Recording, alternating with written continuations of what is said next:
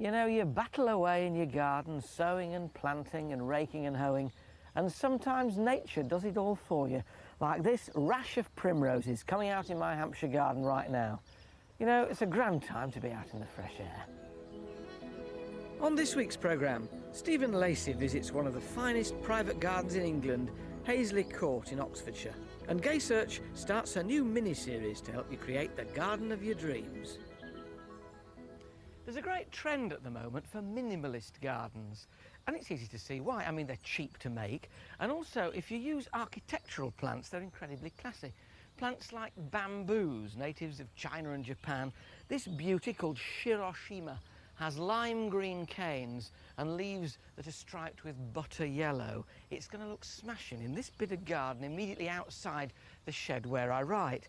I've taken my hoe out because I tell you, if you'd been waiting for me to do this, you'd have been there all day. Stony soil. And into the bottom, I'm going to work some of this.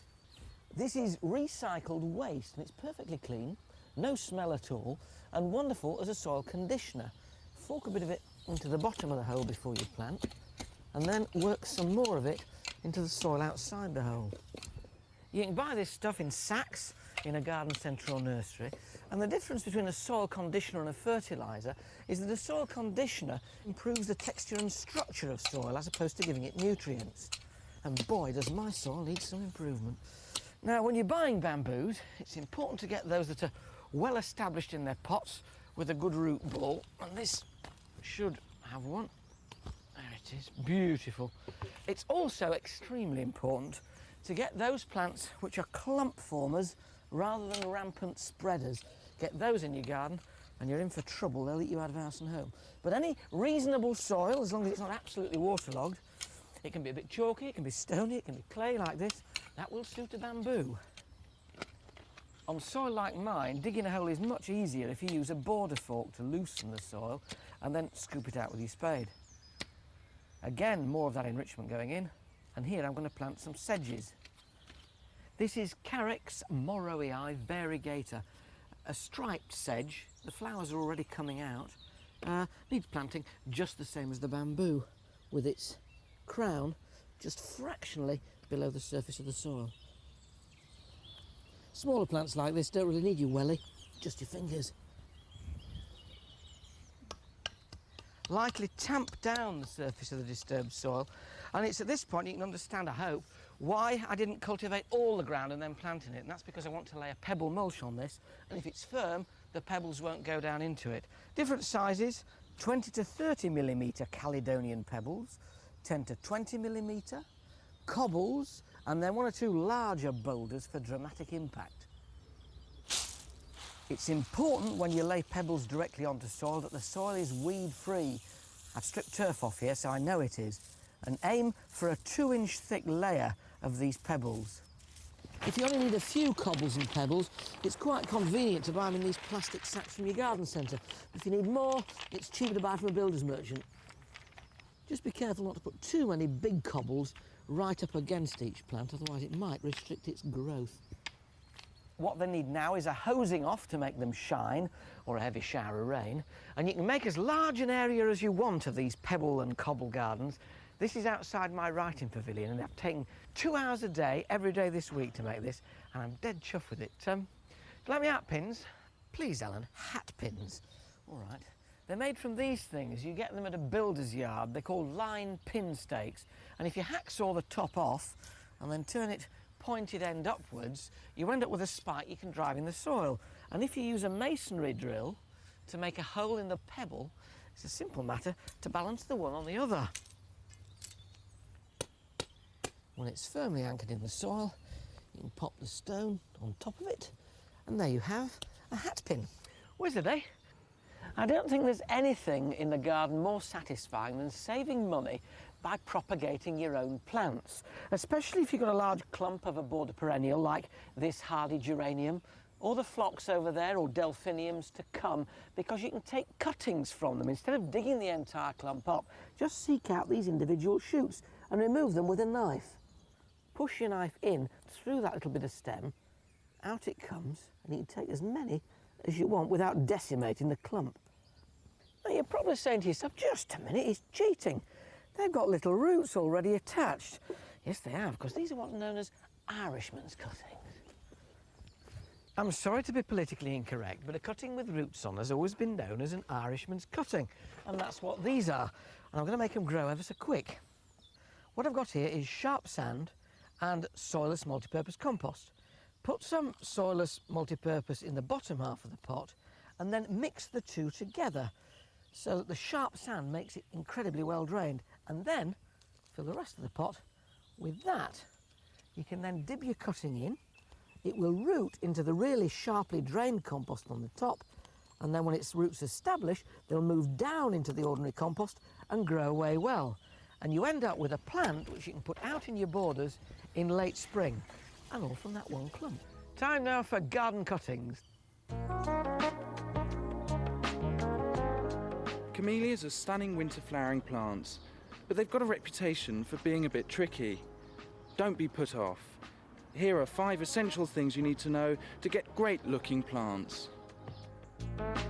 There is one limitation when growing camellias, and that's soil type. If you've got lime-free, neutral or fairly acidic soil, you should be all right.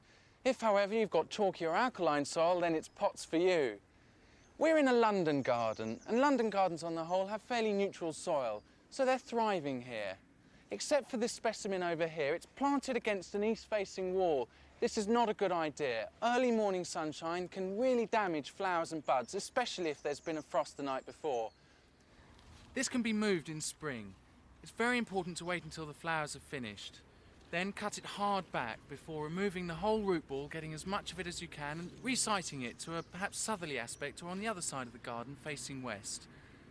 Well, this is a rather sad and sorry-looking plant.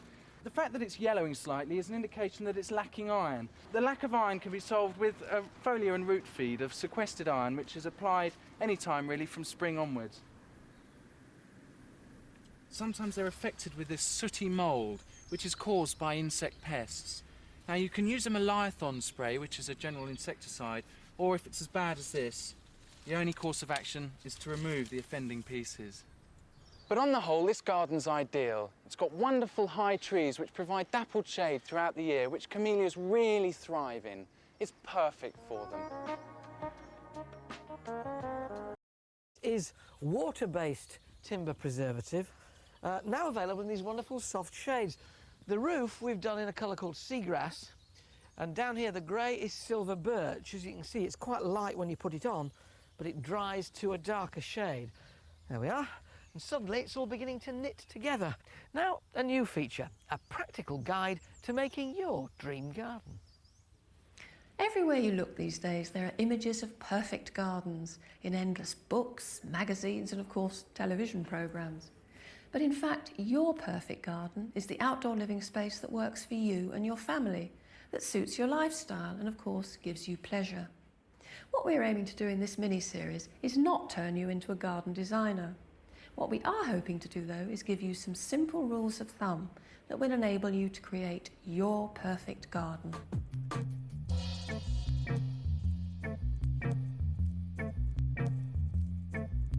But before you even set foot outside the back door, take a pen and a pad and make some lists and get everybody who's going to use the garden to do the same.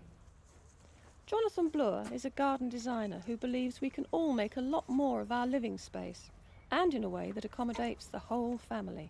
You could be talking 2 adults, 3 children, a dog and a rabbit. All of those will make use of the outdoor space. So get everyone to write down what they feel they need from the garden. And don't let anyone opt out. It's so easy for people to say, oh, I leave everything outdoors to you. I do the inside, you can do the outside. First of all, ask some questions about yourself. Are you away a lot? Do you have lots of interests? Realistically, how much time are you prepared to spend looking after a garden? And do you know anything about gardening?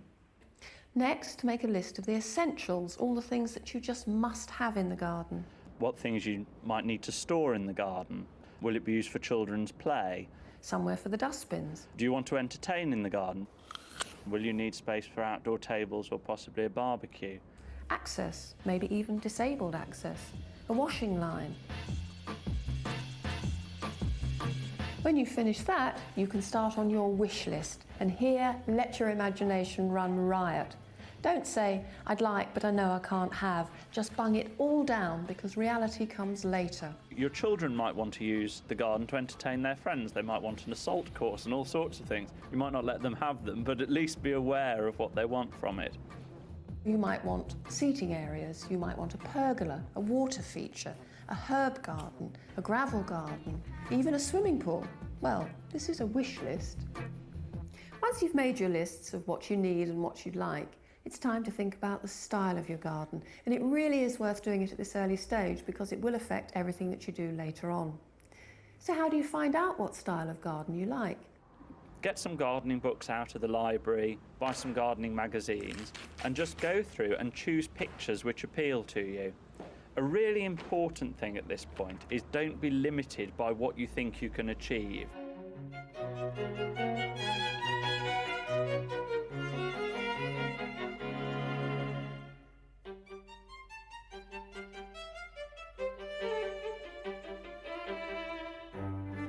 Don't even exclude very grand and famous gardens. Instead, think about why they appeal to you. So you might choose a picture, say, of Versailles. Now, realistically, in a modern back garden, you can't have Versailles, but what might have attracted you to that picture? Maybe the water features. You might just love moving water. Now, that you could have. And now, back to the real world, where gallons do not fit into pint pots. This is the point where you have to decide literally what will fit into your garden and what won't. You can't plant a football pitch if you've got a small modern garden. Have you got space for a lawn? Also, what type of soil do you have? That might affect what plants you grow. And you also have to decide what will fit in terms of style. So if you're going for formality, cottage garden planting is out. And if it's a minimalist garden you want, then I'm afraid that gnome really will have to go. It's only now, with all these important decisions made, that you're ready to open the door, go outside, and find out the facts and figures about your garden. Next week, Gaze Search shows you how to survey your garden. But if you still haven't made up your mind whether you want a formal or an informal garden, why not have both? Stephen Lacey's visited the magical setting of Paisley Court in Oxfordshire, where formal lines overflow with informal planting.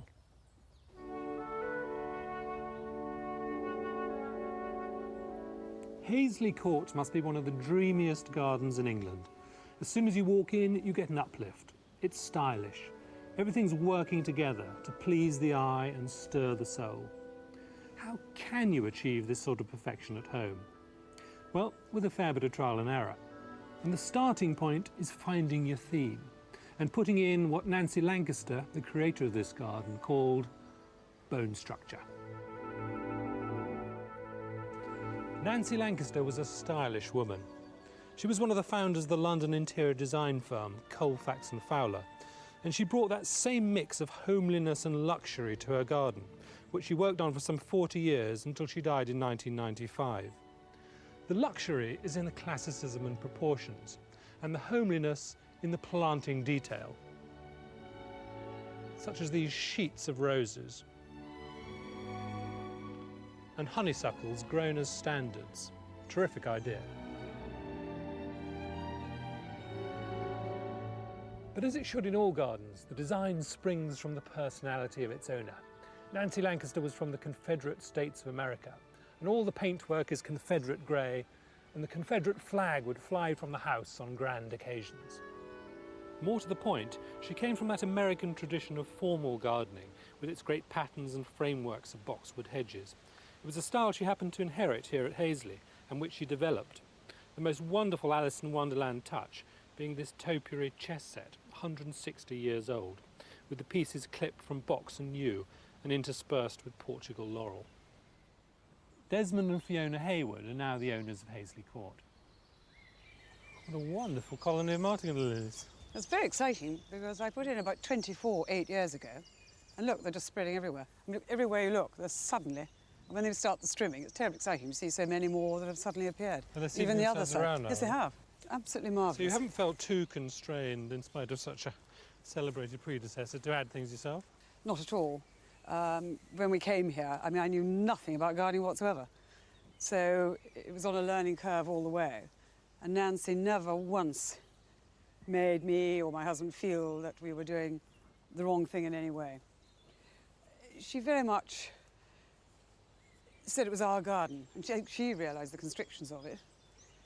She only criticised me just once when I was at the very early stages, doing an edge of a border where I was really making them beautifully straight and beautifully even, and she just walked past and said, I always feel that a border should look like an old lady's petticoats, and I immediately knew what she meant. So you sort of started pulling out the alchemilla and the hostas, trying to make them look there. So a little bit soft at the edges, not too formal. Yes.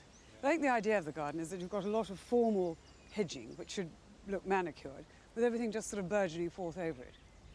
In the wall garden, when she came, there was nothing there. And she made the effect of a wall garden with putting in the 2 hornbeam tunnels. And then divided it into quarters with the box edging, which is very reminiscent of Virginia. And, I mean, she loved that part of the garden. I think that was probably her favourite with all the old roses that she put in. But the trouble is, the more you learn, the more you realise you'll never know anything. So it gets more and more difficult every year. There's plenty to sustain you in this area, summer and winter, from this quirky cloud-pruned piece of box to this procession of box cubes, which heightens the perspective.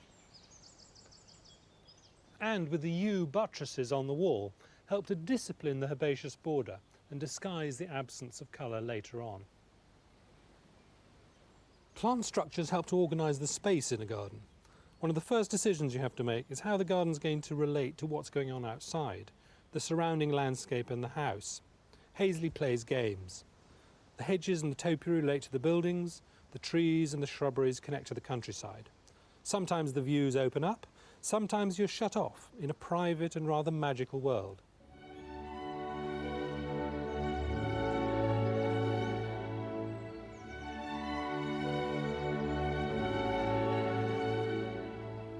Gardens have to hang together year-round, and it's the permanent structural presence of hedges, evergreens, woodwork and stone, and the ground patterns of water, grass and paving that help it to do so.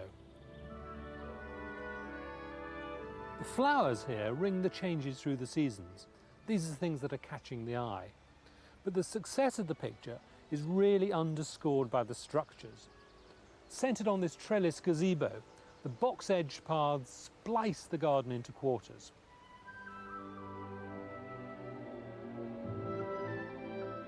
Fruit trees provide silhouettes, framing and screening views and casting shadows. The flowers are simply the overlay, but of course it's they that give the softness and romance. Nancy Lancaster said that she liked the common plants best. It was the atmosphere of country exuberance she wanted, not a cabinet of curiosities. So there are lots of simple plants and old favourites, often repeated again and again, and this deepens the harmony of the design. But the main lessons from Paisley are clear, whatever size your garden. Find your style. Build a bold and strong architecture of shapes. Soften it with flowers and keep the surprises coming.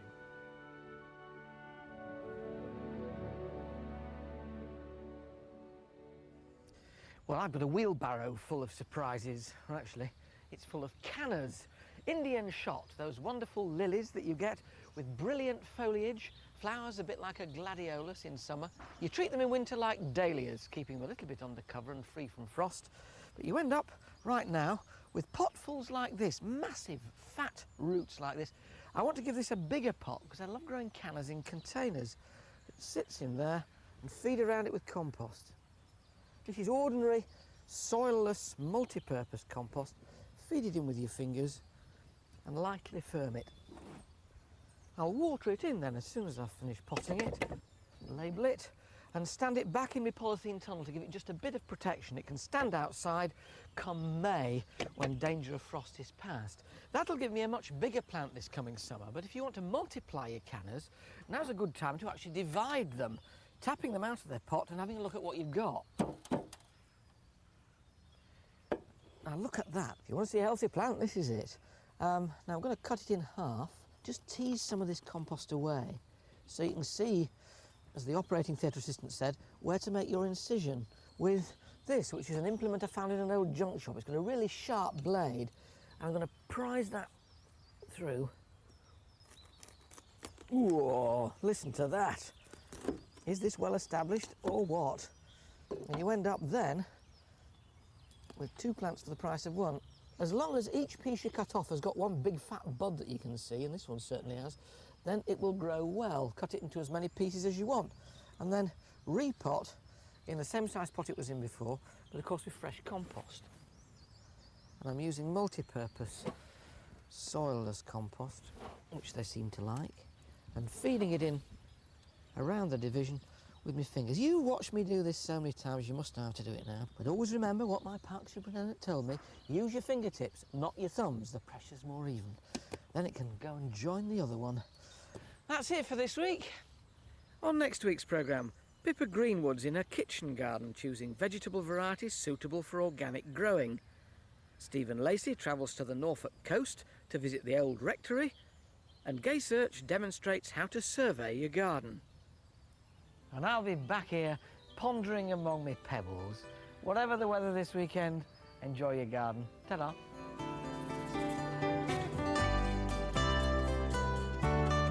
There's more practical advice and inspirational ideas on the way next here on UK TV Gardens as we head into the ever-popular gardener's world. So stay with us.